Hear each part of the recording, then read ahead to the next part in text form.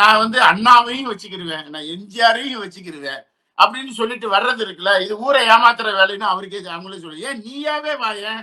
நான் என்ன கேட்கிறேன், நீ ஏன் அண்ணாவா வார? அண்ணா இருந்த ஒரு ஒரு ஒரு கட்சி இருக்குல்ல, எம்ஜிஆர் இருந்த ஒரு கட்சி இருக்குல்ல, நான் அண்ணாவாவும் வருவேன், எம்ஜிஆராவும் வருவேன், விஜயா வாயா.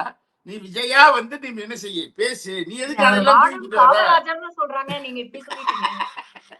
காமராஜர்ங்கிறது நான் என்ன சொல்றேன்னா, காமராஜர் ஆட்சியை கொண்டு வருவோம்னு காங்கிரஸ்காரங்க சொல்லுவாங்க.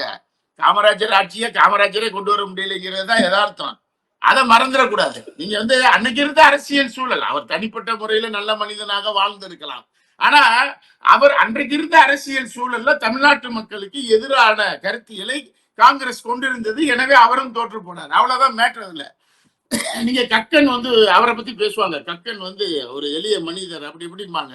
ஆனா இன்னொரு வரலாறு நீங்க என்ன பார்க்கணும், ஏன் அவர் தோத்து போனார் அப்படின்னு பார்த்தா, நீங்க ஹிந்தி எதிர்ப்பு போராட்டத்துல 68 பேரை சுட்டு கொள்ளும் போது போலீஸ் மந்திரி கக்கன்.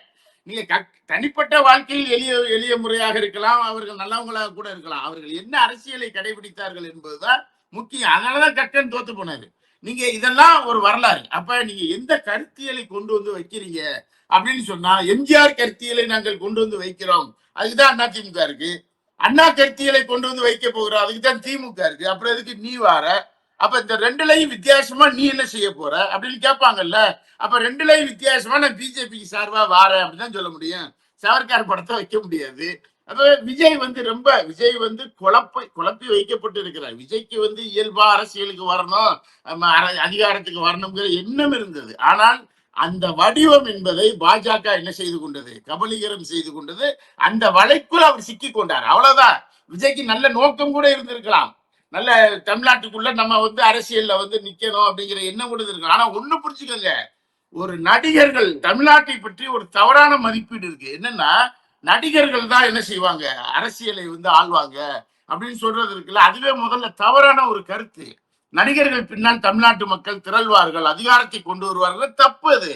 நீங்க திராவிட இயக்கம் என்ற ஒரு கருத்தியல், அது எவ்வளவு பெரிய கருத்தியல், 49ல இருந்து 67 வரைக்கும் தமிழ்நாட்டில் நீங்க வந்து தமிழ்நாடை கொந்தளித்த ஒரு கருத்தியல் அது. அந்த 67 கருத்தியல் அதிகாரத்திற்கு வந்த கருத்தியல்.